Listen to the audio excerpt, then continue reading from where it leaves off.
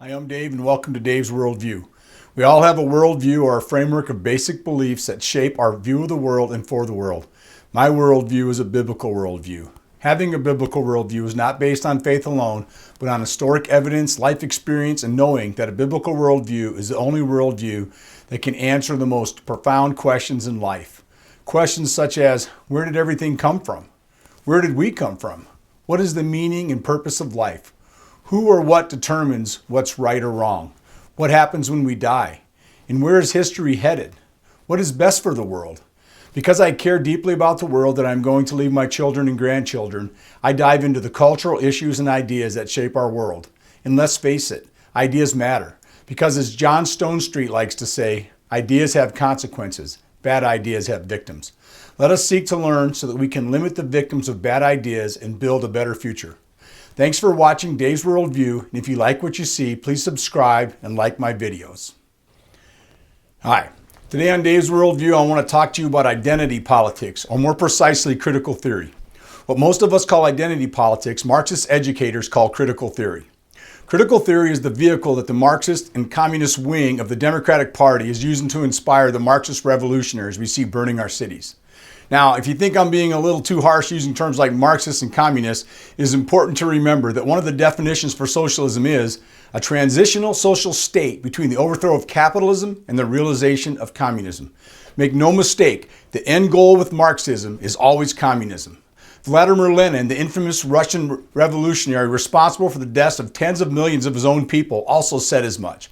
According to Lenin, the goal of socialism is communism. Critical theory is being sold to our children, grandchildren, nieces, and nephews as a good thing. This is what the left has to say about critical theory. According to them, critical theory is a philosophy that involves being critical of the prevailing view of society. Critical theory in education is about questioning how our educational system can best offer education to all people. It offers opportunities and understanding of the different perspective of disadvantaged members of society. Well, you know what? That may sound good, but right away I have to question their sincerity. Let us not forget that these are the same leftists that, along with the National Education Association, do everything in their power to stop school choice in charter schools. From my observation, I don't think they care as much about our children's education as they do their indoctrination. Now, in order to understand what exactly is going on in our culture right now in the area of critical theory, and the potential damage and division that this ideology is capable of inflicting on our society, we have to go back to Karl Marx and the theory that's named after him. What is Marxism? Marxism is a social, political, and economic philosophy named after Karl Marx, which examines the effect of capitalism on labor, productivity, and economic development and argues for a worker revolution to overturn capitalism in favor of communism. Marxism argues that the struggle between social classes, specifically between the bourgeoisie or capitalists and the proletariat or workers, defines economic relations in a capitalist economy and will inevitably lead to revolutionary communism. So put simply, Marxism calls for the working class to rise up against those that own businesses that produce goods and services that provide the jobs that help us feed our families. Now, never mind that Marxism is a theory or that communist-minded Marxists in places of power will go to great lengths to orchestrate the class conflicts that they believe will lead to a communist utopia, a utopia that has never been realized anywhere on earth. Marxism always fails because it requires massive government control and taxation that stagnates the economy. It also demonizes high producers, entrepreneurs, and risk takers. If there's no upside to hard work, delayed gratification, and risk-taking, economic innovation and production always decreases. In addition to the economic fallout from communism, the human tolls are also staggering. I'm going to read some snippets from two different articles. The one is The Staggering Toll of the Russian Revolution from the Foundation for Economic Freedom and Lessons from a Century of Communism from the Washington Post, both published in November 2017. It says, today is the 100th anniversary of the Bolshevik seizure of power, which led to the establishment of a communist regime in Russia and eventually in many other nations around the world. It is an appropriate time to remember the vast tide of oppression, tyranny, and mass murder that communist regimes unleashed upon the world. While historians and others have documented numerous communist atrocities, much of the public remains unaware of their enormous scale. The horrors of 20th century socialism of Lenin, Stalin, Hitler, Mussolini, Mao, and Pol Pot were the offspring of the Russian Revolution.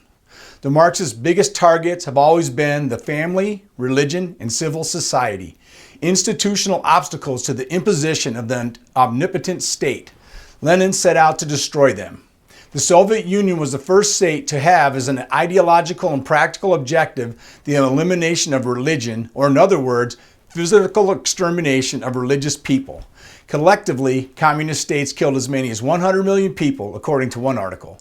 The late Rudolf Rummel, the demographer of government mass murder, estimated closer to 200 million. Now you're probably wondering, what does all this talk about Marxism, socialism, and communism have to do with identity politics and critical theory? Well, in the late 1920s and early 1930s, Antonio Gramsci, an Italian Marxist philosopher and communist politician, came along, and he said, Karl Marx predicted a working class revolution. It hasn't happened yet. Why not? His conclusion was what he called the hegemony, which means the leadership or dominance of one group over another. Basically, that the social, cultural, and economic influence exerted by the dominant group was prohibiting a Marxist revolution from taking place. Our leftists or Marxists today would call that dominant group the white male patriarchy. In Gramsci's view, the reason the lower class hadn't risen up was because they had bought into the worldview of the middle class, and as a result, they didn't even recognize their own oppression. Which means that they bought into the idea that if you worked hard, saved your money, and made good decisions, you could improve your own life. An idea that many of us have proven to be true. But Gramsci called this a false consciousness. In his view, these people didn't even realize how miserable they should be, and in his opinion, what needed to be done is to raise consciousness, what leftists today are calling being woke. And in his opinion, the way to do that is a union of the oppressed with the intellectuals. Basically, in his view, the intellectuals needed to educate the working class to come to grips with their oppression. By this education of the working class by the intellectuals, we can create an alternative worldview that will allow the revolution to take place. Now here we are almost 100 years later, and Gramsci's theory has percolated through various leftist ideologies that have now given us critical theory. A theory that breaks down all of society into two groups, the oppressors and the oppressed. And now, instead of just creating divisions by class, our modern Marxists have expanded the oppressed groups to maximize the potential for revolutionary change. To the left, everything is oppressors and oppressed. The oppressed have more moral authority than their oppressors. And what was once a theory is now their worldview. I got this chart from an article in the California Globe titled California Parents' Lawsuit to Block Racist Social Justice Indoctrination Agenda on Children in Santa Barbara Schools Move Forward. 300 parents and teachers are suing the Santa Barbara School District to stop critical theory indoctrination in their schools. This chart is part of the curriculum that was being used. Now, if you look at this chart, it says form of oppression, sexism, privilege group, men, target group, women. Form of oppression, racism, privilege group, white people, target group, people of color. Heterosexism is a form of oppression, privilege group, heterosexual people, target group, LGBTQ people.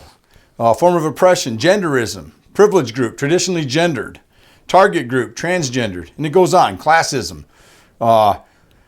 Privilege group, wealthy people, target group, working class and poor, even has ableism, privilege group, abled, target group, disabled, ageism, target group is youth and elders, religious oppression even, privilege group is Christian people, target group is all others. I mean, think about what they're saying here. There's forms of oppression, these are the oppressors, and then the other people are called the target group. It's like these oppressors are targeting these groups. It's just ridiculous. It's no way to teach, healing and forgiveness. Anyhow, if you have time to check out the article in the California Globe, you will see that many parents are reporting a myriad of problems associated with critical theory indoctrination in their school district, including more racial division. One mother even reported her frustrated son telling her that he hated being white. Now, besides the oppressors and the oppressed, we also have the idea of intersectionality. Intersectionality, among other things, means that the more categories of oppression you can put yourself in, the more moral authority you have. So in this view, moral authority is not based on anyone's moral character, but only on the number of oppressed groups that you can claim to be in. This explains why, when white male President Trump disagrees with a minority female on a policy issue, the Marxists in the press have no problem trying to twist the encounter to be misogynistic and racist. Because in critical theory, he has no moral authority to question someone that belongs to an oppressed group, let alone someone who belongs to two oppressed groups. Critical theory also blames outcomes squarely on the oppressors and not the individual choices of the oppressed. A recent Breakpoint article entitled "What Do We Do with Critical Theory?" had this to say about the shortcomings of critical theory when it comes to the outcomes. It says, overlooked in this analysis are individual choices and life situations, which often has a far greater impact on a person's life. For example, whether or not a child grows up with a father is statistically more important than their ethnic identity. Other factors such as religious commitment, education, sexual decisions, and family stability have profound power to shape the lives and futures of individuals, families, and whole communities. Critical theory, however, ignores every other factor or squashes it into the oppressor-oppressed dynamic. This view distorts reality and often turns on itself. A recent article at Quillette described a Danish professor and critical theorist attacked by fellow critical theorists. They claimed his branch of critical theory was racist. This is no isolated case. Critical theorists have produced scholarly articles in whole books claiming that everything from logic to math are tools of white heteronormative oppression. Now look, in some cases, critical theory identifies real problems in the areas of social justice, but real solutions are not usually found in villainizing other people or avoiding personal responsibility. There are many more facets and nuances like white privilege that come into play with critical theory and intersectionality, including divisions into race critical theory, gender critical theory, etc. I will recommend additional resources at the end of the video. My conclusion, critical theory creates an ethical system in which those it defines as oppressors are evil and those that it defines as oppressed are good. Critical theory is an expansion of Marxist doctrine. It is a neo-Marxist cancer that divides all of us into victims and their victimizers with no path for healing or forgiveness. Modern Marxists are now trying to divide us not only by class, but also by gender, race, level of disability, and religious affiliation. Far from being the solution to social justice, critical theory will only cause more racism, bigotry, misogyny, and despair for all of us. Critical theory creates self-hatred by assigning guilt and shaming perceived oppressors and encourages hatred for these oppressors from those in the so-called oppressed groups. It is the perfect vehicle for creating the hatred that energizes anarchists to take advantage of peaceful protests to burn our cities and attack and kill innocent civilians. If this ideology is not eradicated, we will see the rise of more hate and affiliated groups of haters. Martin Luther King said, "I have a dream that my 4 little children will one day live in a nation where they will not be judged by the color of their skin, but by the content of their character." Critical theory and identity politics falls short in that it not only judges by the color of someone's skin, but also by sex, gender, religion, and myriads of other distinctions that have nothing to do with the content of one's character. Quoting from the same Breakpoint article that zeroes in on race critical theory, they say this: "I believe racism still plagues our country and is embedded in the hearts of individuals and in institutions and systems. We can reach this conclusion by care, by listening, by statistical data. Too often, any attempt to listen and to engage the race issue is dismissed as critical theory. It's not. At the same time, critical theory analysis and answers to the problem of racism violate what we know to be true about the human condition. Only the biblical story frames for us human value, human sin, and human hope, which all allow us to confront racism wherever it rears its ugly head without embracing a theory that sees people as nothing but their race. The first thing we can do to combat the social disease that critical theory has become is to demand school vouchers so we can choose the schools that our children attend.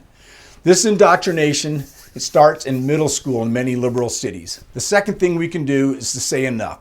We will not be labeled, and we will not let you divide us into hate groups. Critical theory claims our identity as humans is rooted in things like race and gender, but the Bible grounds our identity in being created in the image of God. Critical theory provides no path for forgiveness or healing, but the Bible tells us that the way to healing for past injustices is to forgive as God forgives us when we put our faith and trust in Jesus, and then we love our neighbor as we do ourselves. We can work together to stop Marxists from using critical theory to divide and conquer us, but it will take courage to stand up to the mob. Where do we find that courage? I would suggest going to the Bible, which I believe is the Word of God. The Bible speaks often about taking courage and being courageous. In Joshua chapter 1, Joshua is tasked with leading the Israelites into the promised land. Many battles lie ahead for Joshua, and God encouraged him with these words. It says, "This book of the law shall not depart from your mouth, but you shall meditate in it day and night, that you may observe to do according to all that is written in it. For then you will make your way prosperous, and then you will have good success. Have I not commanded you? Be strong and of good courage.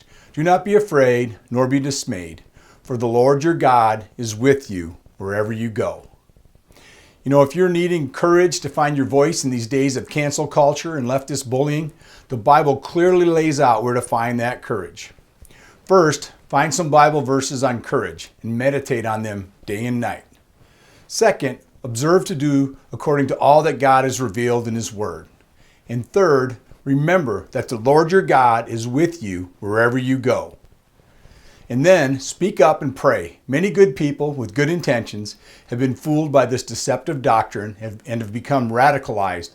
They are in desperate need of our prayers. Pray that their spiritual ears and eyes would be open so that they can hear and see identity politics and critical theory for the divisive idea that it is. Well, thanks for watching Dave's Worldview. Please like and share my video and stay tuned for a short update.